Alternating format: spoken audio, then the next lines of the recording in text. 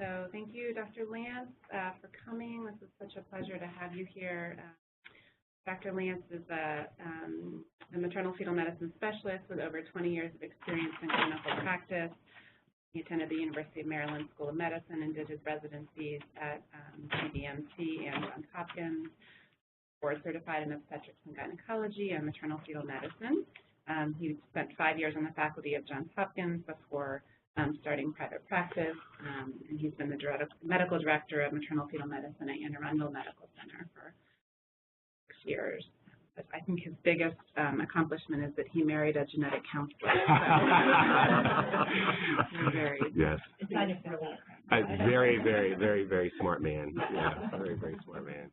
Well, thank you guys for having me here. It's a pleasure. I really have to start by saying how wonderful your fetal medicine center has been to our patients.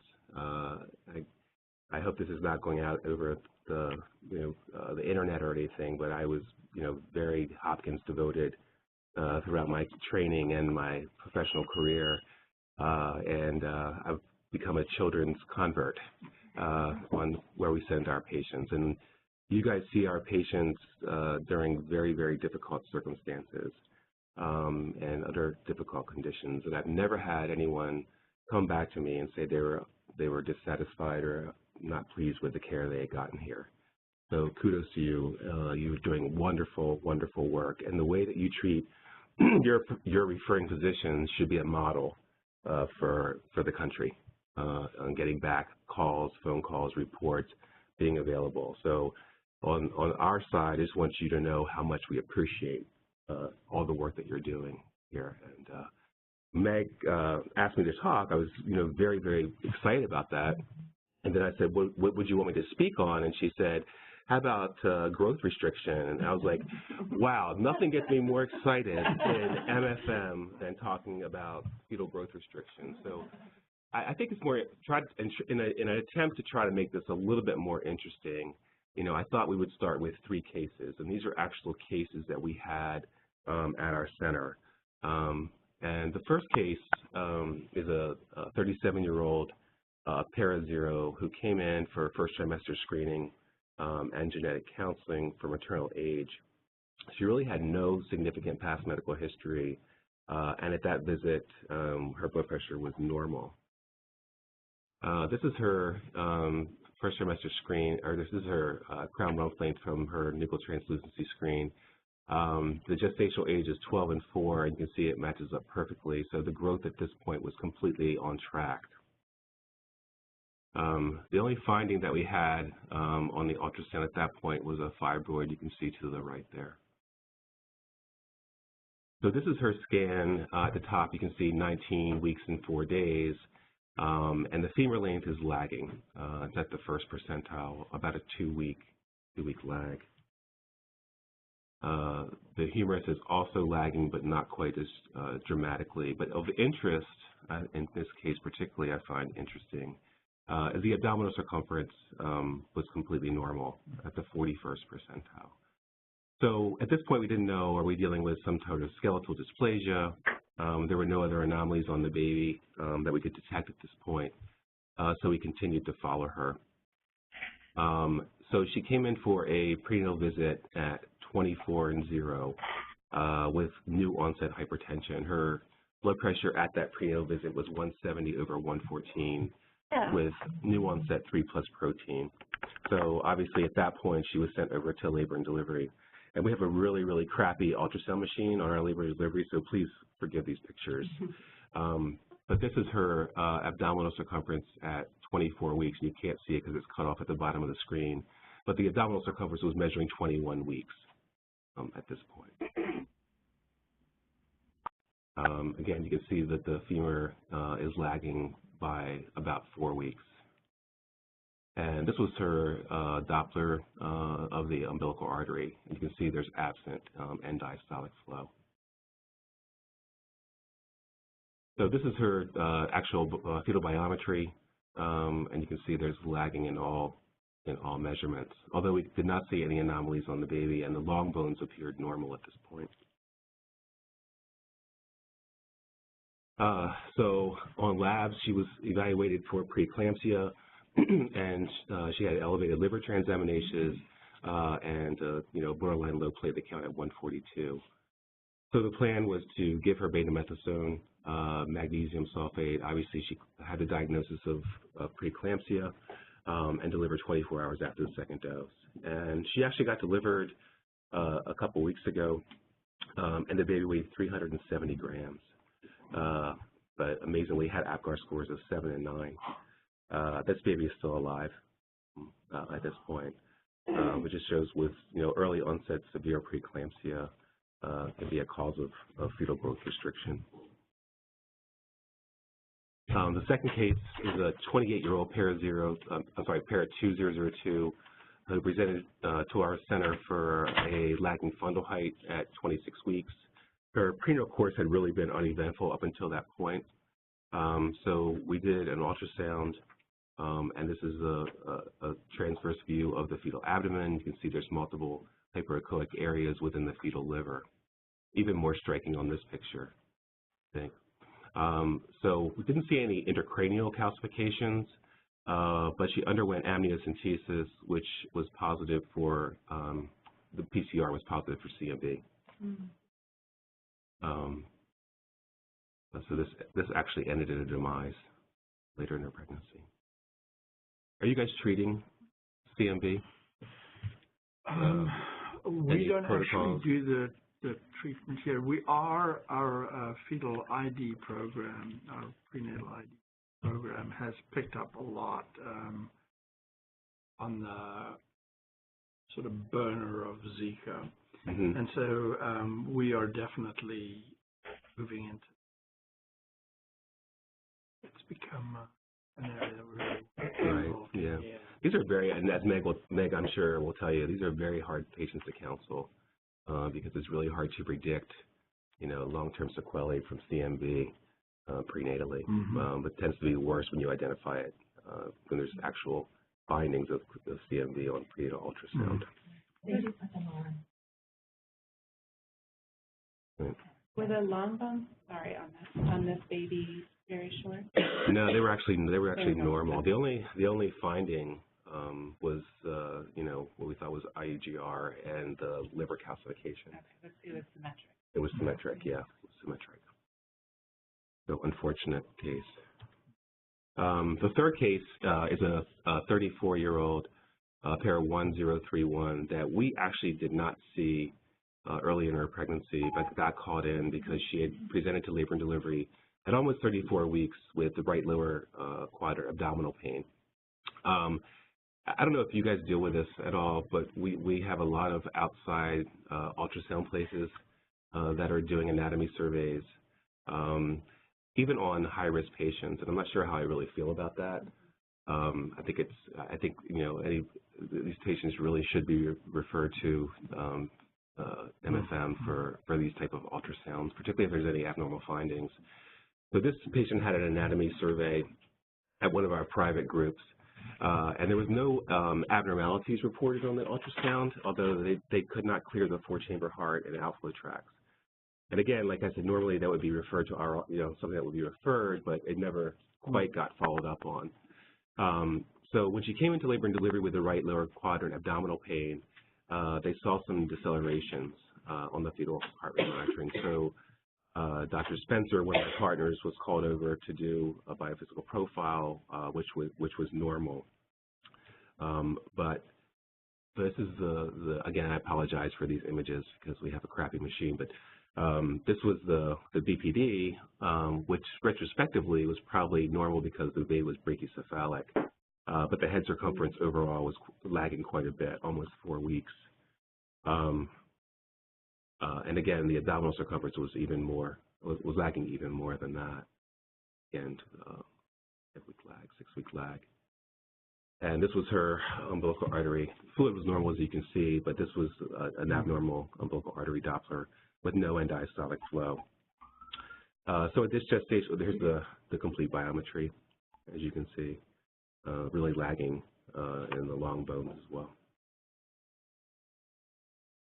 So the plan was to put her on continuous electronic fetal monitoring and give a course of betamethasone and again deliver after the second dose because of the severe IUGR and the absent end-diastolic flow in the umbilical artery.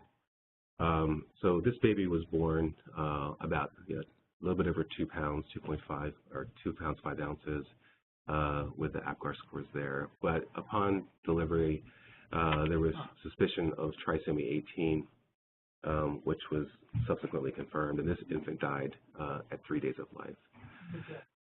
It was cardiac anomaly, yeah.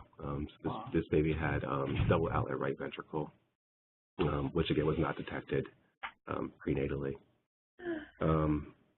So again, multiple causes of intrauterine growth restriction.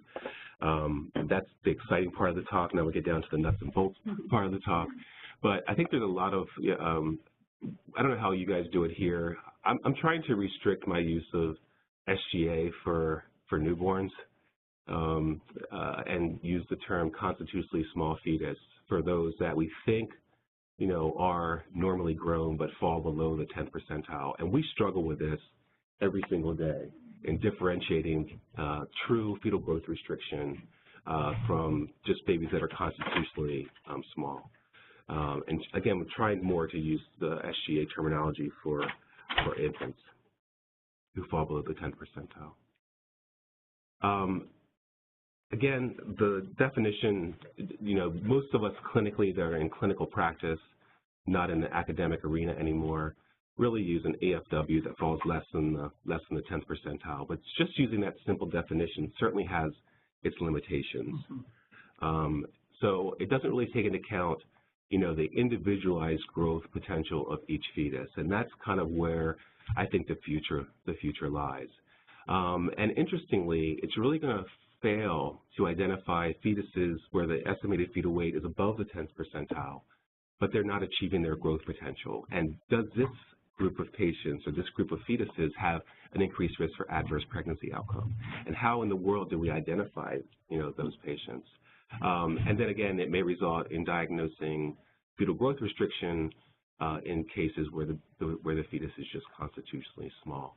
So these are the things that we struggle with really on a daily basis because we don't want to be over-alarming to mothers when we think that the baby is just constitutionally small for gestational age as opposed to growth restriction. So I think we're going to, in the future, be more refined in how we go about making the diagnosis of constitutionally small fetus versus fetal growth restriction. Do you take the trajectory of growth into account with that? We do. Yeah. We do. So, so if we have a mother that comes in, she's 24 weeks, but the baby is falling less than the 10th percentile, the amniotic fluid is normal, and all the Doppler indices are normal. We tended to look at that, with the trajectory of the growth. So she comes back in 3 weeks, and the baby's at the same growth percentile, but on a normal kind of growth trajectory. We get much less worried about those patients than we do that with someone where the growth continuously falls further off. So again, we try not to be alarmist when we think that this is just a constitutionally small fetus, but it's always in the back of my mind that should we be testing these patients, as they get closer to their due date, even though we really feel in our heart of hearts that this is just a small baby that's normal. So we really break the etiologies of fetal growth restriction to maternal, fetal, and placental. Maternal conditions, which you guys are all familiar with, the one that we see by far and away the most is hypertensive diseases in pregnancy. And we tend to follow our moms with hypertension every 4 weeks for growth, and we initiate fetal testing beginning at 32 weeks. Antiphospholipid syndrome, a lot of patients with pregestational diabetes. Thing to remember is that while most the higher risk is for macrosomia, diabetic patients that have vascular disease are at risk for intrauterine growth restriction. So your patients with retinopathy, those type of things are at risk for growth restriction. And for some reason, moms with renal insufficiency and cardiac disease are also at risk for intrauterine growth restriction. What you guys probably see a lot of, fetal conditions. Again, we talked a little bit about infectious causes, genetic disorders. are obviously a cause of early intrauterine growth restriction, which we worry more about. And we don't really have a strict cutoff, but as far as offering genetic testing, when we see intrauterine growth restriction, but we tend to, or at least I do, I tend to always offer it if it's identified before 24 weeks gestation. Even if there's not an anomalies, we'll offer them non-invasive prenatal testing and amniocentesis. Structural disorders, congenital heart disease, and gastroschisis, even though the abdominal circumference is obviously skewed because of the gastroschisis, those babies tend to be more growth restricted and also have a higher risk for fetal for stillbirth. Placental dysfunction is one that we really struggle with, because unless you guys have, I'll charge you guys with coming up with a way of looking at the placenta directly and telling me that's abnormal, because I haven't been able to do that in my career. So we're really left with kind of indirect measures that we can look at. And I thought in researching this talk, one thing that I was unaware of was the high incidence of placental mosaicism in unexplained fetal growth restriction, almost to 10%, whereas in our moms that undergo chorionic villus sampling in the first trimester, we only encounter that about 1% of the time. Can you explain what you mean by placental mosaicism? Magdalene. So the idea that, egg and sperm come together, and maybe initially they come together with some, and then that abnormality. The idea of like trisomy rescue idea. Placental mosaicism is just where the placenta has some abnormal cells in it, but the fetus doesn't. So there's a mosaic placenta or a fully abnormal. You can also have a fully abnormal. Normal.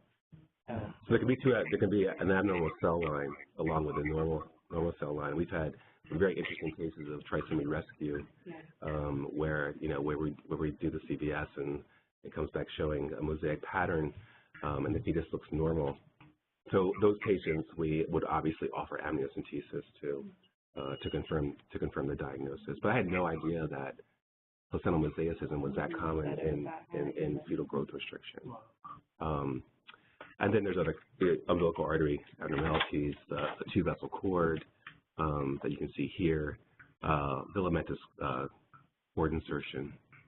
We've become much more diligent, I don't know at your center, we've become much more diligent at looking at the placental cord insertion in the hopes of picking up these filamentous insertions, and particularly vasoprevia, which obviously we want to know about prenatal. Here's a Doppler of that same placenta.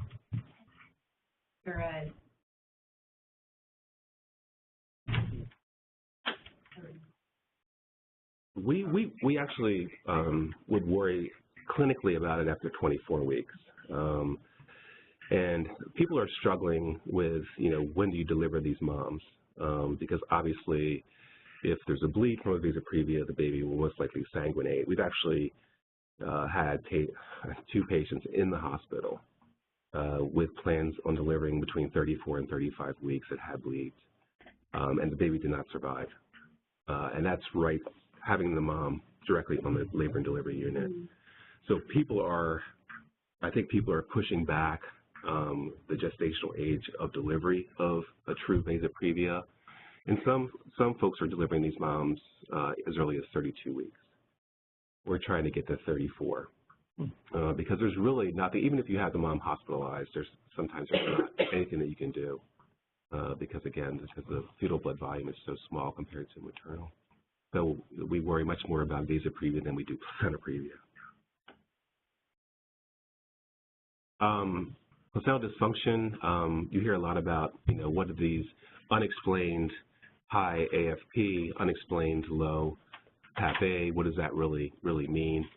And we use a cutoff for PAP-A of 0.3 MOMs to follow for growth restriction. And we are following our patients that have an unexplained elevated AFP also for growth restriction. But looking at these, they really do have a low positive predictive value. If you combine them, low PAP-A, high MSAFP, the positive predictive value increases. But again, the vast majority of these women that have these unexplained abnormalities in their serum analytes for genetic screening for spina bifida, will have normal pregnancy outcomes. But we do follow them. You follow them monthly? Monthly, yeah, every 4 weeks. So I really like. I'm much better if I kind of understand the biophysiology of what's actually happening and trying to explain the ultrasound findings. And this is from Dr. Resnick, his kind of take on what are the sequence for Doppler changes with fetal growth restriction. So the first thing that happens is really a reduction in umbilical venous flow. So what happens in that situation is a compensatory reaction where the venous flow is directed away from the fetal liver and towards the heart. And this is thought to decrease the overall size of the liver and result in a lag in the abdominal circumference that we see on ultrasound. So the second thing that happens in that sequence is there starts to be an increased resistance in the placental vasculature, which again, we have no way of looking at a placenta and saying, okay, this placenta is, there's thrombosis here, there's infarcts here. And really grading placentas based on the calcification and appearance really is not very specific towards this. So what you start to see is a diminished flow at the end of diastole in the umbilical artery, thus increasing your SD ratio on the umbilical artery. And then, of course, blood will get preferentially shunted to the brain, and this is going to increase the end diastolic flow in the middle cerebral artery. So as we go further down this path, as there is an increase, more of an increase in the placental vascular resistance, you get into the picture where we see absent or reversed end diastolic flow in the umbilical artery. And then the loss of the brain-sparing hemodynamic changes. You'll see actually at the end some normalization in the MCA Doppler indices. And then as it starts to affect the heart, the cardiac performance deteriorates, and you have absent or reversed end diastolic flow in the ductus venosus. And sort of like a pre-terminal, these are pre-terminal events. You'll see pulsatile flow in the umbilical vein.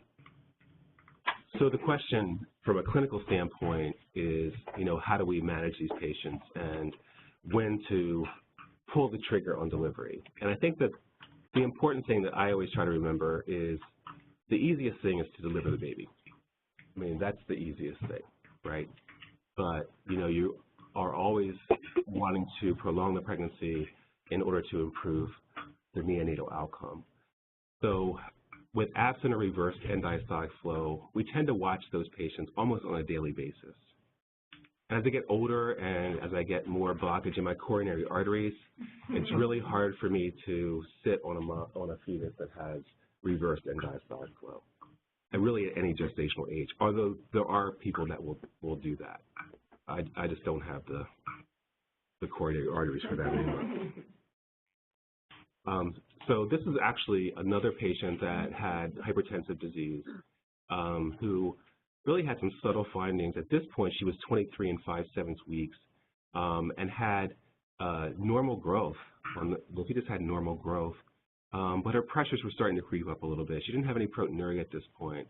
But really, this was the first finding, and this was at 23 and 5, where we started to see an increase in the umbilical artery SD ratio.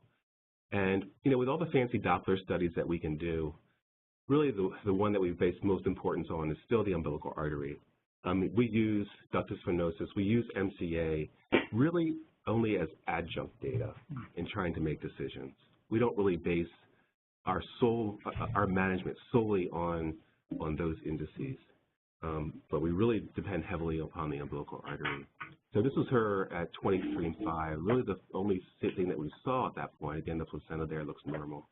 So I'll leave it to you guys to figure out, looking at that placenta and telling me that this is going to turn out to be a completely abnormal pregnancy.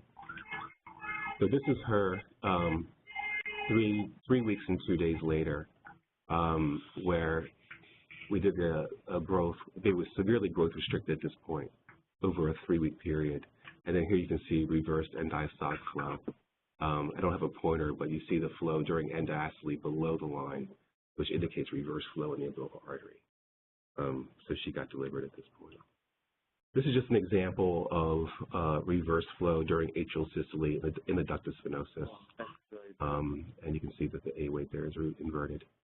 So again, this is sort of pre-terminal changes. So what's happening, what people are doing are they're looking at these extreme premature infants that have no end diastolic flow or reverse end diastolic flow in the umbilical artery 24 weeks, 25 weeks. So can we sit on these patients and not deliver them? Is there a way that we can monitor these moms? And this is where the monitoring of the ductus venosus comes in. And there's one very good study that showed when this was implemented that they were able to significantly increase the gestational age for delivery in these infants. So again, we're using this sort of as adjuvant. So meaning that this became the trigger point to deliver? Yes. Yeah. Okay. Yeah. You wouldn't sit on this. No, this is pre-terminal. This is what we think is pre-terminal finding.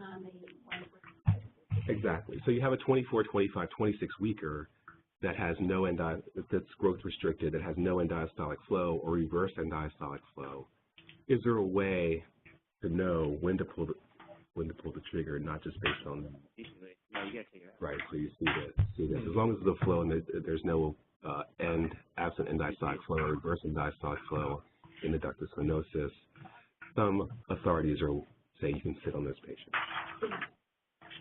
With absent we have, but again with reverse end diastolic flow, I'm hard pressed to say that we've ever really sat on that, because of such a significant risk for demise. And there's what do they look for?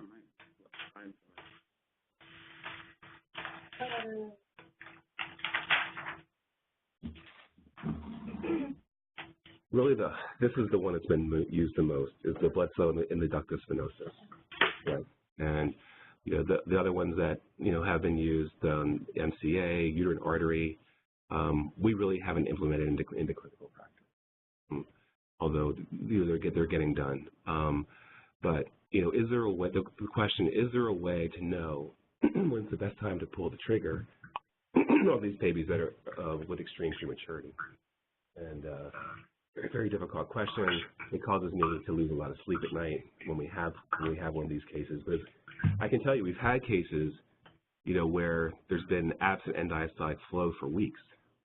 And the baby, from a biophysical standpoint, still looks good. The amniotic fluid is normal, but again, you're always worried, no matter how frequently you're monitoring them, are they going to come in with a fetal demise? And we waited too long. Like I said, the easiest thing is to deliver the baby and put it onto the neonatal. Exactly. But we really have to resist that. We really have to try to make sure we optimize the intrauterine life. You're getting off. Exactly. And we'll touch on that in a minute here. That the babies may be born alive, but overall you may still have the same number of neonatal deaths. So it's a very, very difficult question, one we struggle with in clinical practice every day. This is just an example of the MCA Doppler, which can be used again as an adjuvant. But we're using this mainly for RBC alloimmunization. So, how do we manage these patients? We've touched on some of these points already. But really, there's three key elements that we look at. Interval fetal growth. I argue with my partners sometimes because I'm a big advocate, particularly after 28 weeks, of really giving the baby a three-week interval before evaluating growth. Some people will do 2 weeks. But if you look at the range of error with fetal biometry in the third trimester, it really is plus or minus 3 weeks.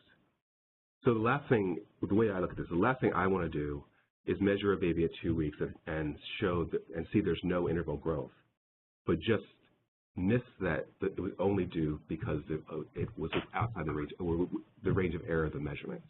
Okay, so if I'm going to pull the trigger for no interval growth in the third trimester, I really want to see a 3-week interval when there's been no fetal growth. 24 to 28 weeks, sure, every 2 weeks, but really in the third trimester, I'm really worried about the range of error of the measurements and calling it no interval growth when it's really just due to the range of error in the measurements. And we do a lot of fetal testing, usually twice a week. We'll do twice weekly non-stress tests and once a week biophysical profile and Doppler studies. And then again, looking at the Doppler indices, mainly in the umbilical artery. Again, so we touched on fetal growth intervals. So our approach, and this is not really scientific, is again the twice weekly fetal testing. Using the non-stress test and just AFI, which we refer to as a modified biophysical profile, is also appropriate. And then if we start to see absent and diastolic flow, we're going to monitor those moms every day. Again, keep them in-house, or do you bring? We've done both, depending on how far away they are from the hospital. There's really little consensus as to the optimal timing of delivery. And I can give you the references, but for the sake of time, I didn't want to go through each and every trial that's been done. But there's really 3 major trials that have been done. And to summarize those findings, delayed delivery of the very preterm growth-restricted fetus results in some stillbirths, okay? However, and this is the point that we touched on here, immediate delivery produces an almost equal number of neonatal deaths. Okay, so again, the easiest thing is to deliver the baby, but are we really benefiting that patient and that fetus? Delivery or expected management after 36 weeks results in similar outcomes. And again, Dopplers of the MCA and ductal stenosis can really be used as adjuvants to the umbilical artery and umbilical artery Doppler studies. So this is kind of this is our algorithm of delivery management. So if a baby is normal, if a baby continues to show interval growth, the twice weekly fetal testing is reassuring, and we have normal umbilical artery Dopplers, we're waiting until 39 weeks to deliver that mom. However, if we see reverse and diastolic flow greater than 32 weeks, they get delivered. Again, honestly, to be forthright, really we would if we saw a 25, 26 weeker with reverse and diastolic flow, we may try to get betamethasone on board if we could, but really not waiting much longer than that. If we see absent and diastolic flow greater than or equal to 34 weeks, we're delivering that mom, and then we're delivering for oligohydramnios at 37. So kind of what the future holds. I don't know if you guys get the American Journal of OB/GYN. They sent out a whole supplement on fetal growth evaluation and management. And this is everything and more that you would ever want to know about growth restriction. It's very, very detailed. But sort of the future, I think, is really customized growth charts. And what do we mean by customized growth charts is we understand that there's non-pathological maternal factors that can affect birth weight, meaning pre-pregnancy weight, height, parity, even fetal sex. And this is going to, if we are more specific in our growth charts, then maybe we can look at the individual growth potential of each fetus. There's been quite a bit of research, and these customized growth charts are probably coming down the pike to be used in clinical, although at this point they haven't been shown to improve outcomes. So just to give you one example of a customized growth chart, the NICHD, the Prenatal Research Branch, developed a customized growth chart for African American women in the Detroit area. So they looked at 4,000 African American women and 182 Caucasian women from the Detroit metropolitan area. And all of these had ultrasounds between 14 and 40 weeks gestation. Of interest from a plausibility position is the median number of ultrasounds was 5, and how that's going to affect, because with these customized growth charts, you really do need to perform multiple ultrasounds during the course of the pregnancy, and whether that's going to be, covered, and what that means from a financial standpoint, that's yet to be determined. So the regression model that they used included maternal height, weight, parity, and fetal sex, and some interesting findings, I think. So the mean birth weight at 40 weeks was 133 grams higher in Caucasian women. And male fetuses overall weighed 150 grams more. And maternal weight, height, and parity had a positive effect on birth weight. So by using this customized growth chart and applying it to that specific population, these authors felt that they were more likely to identify fetal growth restriction. Yeah, so bigger mom, taller mom, more children, all had a positive effect on birth weight. The other thing that you guys are probably going to start hearing more about, and this is, I think, even more exciting, is that abnormal fetal growth velocity, okay, the rate of growth in the abdominal circumference, may be associated with perinatal morbidity, and it even would be a stronger association than smallness in predicting neonatal morbidity. Exactly. So just to give you an example, and this is pulled from this supplement, so this is an example of abdominal circumference growth velocity. So you can see menstrual age in weeks, gestational age in weeks on the x-axis, and on the y-axis is abdominal circumference. So the red dots are 3 ultrasounds that this individual patient had, I guess 19, 22, and again at 25 weeks gestation. So those are the 3 red dots. And the solid line indicates the projected growth velocity for the abdominal circumference in this individual fetus. That's the hash mark line. So the black dots are 4 subsequent ultrasounds performed in the 3rd trimester. And that gives you a kind of an idea, and the shaded area is the normal range. So by identifying, this is kind of the same thing, the shaded area is the AC reference range.